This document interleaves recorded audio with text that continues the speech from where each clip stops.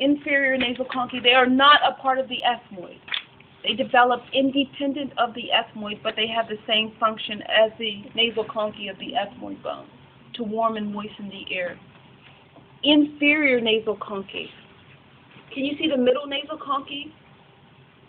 The middle nasal conchae above? Can you see the middle nasal conchae? But you can't see the superior nasal conchae because they are hidden.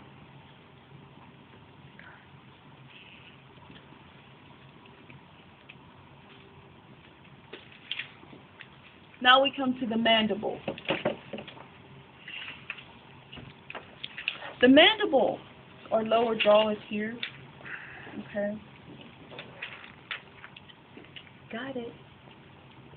The body is what you see here. The body of the mandible is here. This is the body. This is the body of the mandible.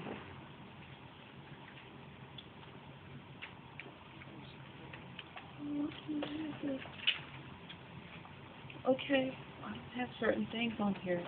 Okay, cornoid process is okay. We have the cornoid process, we have the mandibular arch. Okay. See this little groove right here? This is called the notch. This is called the mandibular notch here. And that's a really interesting landmark because it's going to separate two bone markings.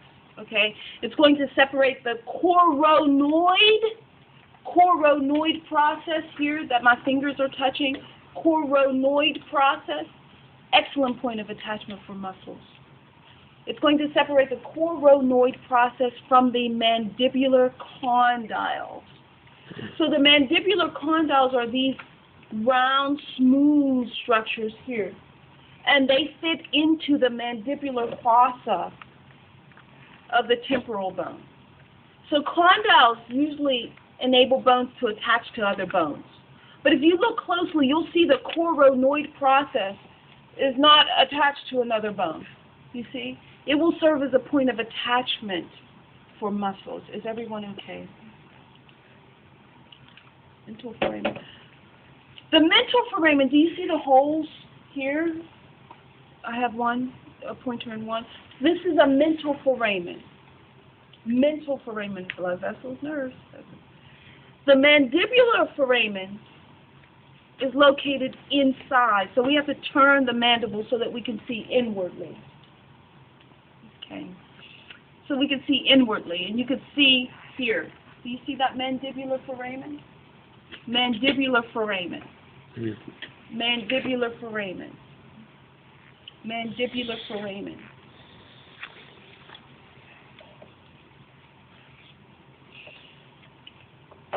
The auditory ossicles are three small bones that are located in the middle ear, which we cannot see. Okay, this is the part of the external ear, and that will take us to the middle ear. Okay, we don't have the three ossicles here. Okay, so I'm not going to ask you to identify them, but when you move on and you focus on the ear, you will have to know the Malleus, Incus, and Stapes. So you'll cover this if you're concerned. Okay. Now the hyoid bones, we have one of them. Okay, and they are not associated with the skull, but they are part of the axial skeleton, and usually on the models they appear to be attached to one of the cervical vertebrae, when in actuality they're not. They don't attach to any bone, so they're really not attached to any bone whatsoever. So whenever you start looking at the disarticulated skeleton, you'll see probably the hyoid right here. You'll see the hyoid bone. Right here. This is the hyoid bone. And you'll read about, in the literature, about this being an excellent source whenever coroners are trying to identify the cause of death, like with strangulation, because this tends to break. Okay, now with the hyoid bone, we have the body, which is what you see here, similar to the body of the mandible here. We also have the greater and lesser horns. Another name for horn is cornu. Cornu. cornu, C-O-R-N-U. You can call them horns. That's what it means. Cornu means horn. So you see this area right here and this area here? These are called greater horns. So what I'm touching with the fingertips are the greater horns here, the ends of the hyoid bone. Excellent points of attachment, enabling this bone to attach indirectly to muscles by way of tendons. Okay, and then you see these protrusions here that sort of look like canine teeth. Those are the lesser horns, attachment points as well. So we have greater horns here, and we have the lesser horns here. And I urge you, if you have time, scan over what these particular structures actually attach to. You're not going to be tested on that. I'd like to move on. The paranasal sinuses, unfortunately, the bones, the plastic models do not show the sinuses. The sinuses are enclosed spaces, okay, that are lined with mucous membrane. Sometimes they become infected.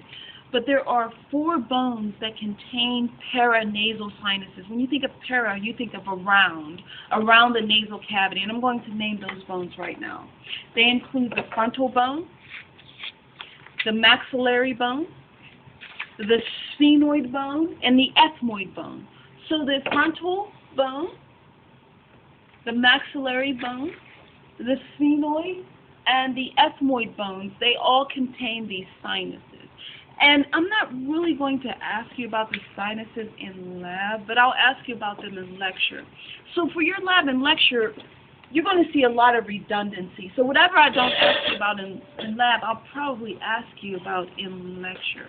Okay, I'd like to move on, please.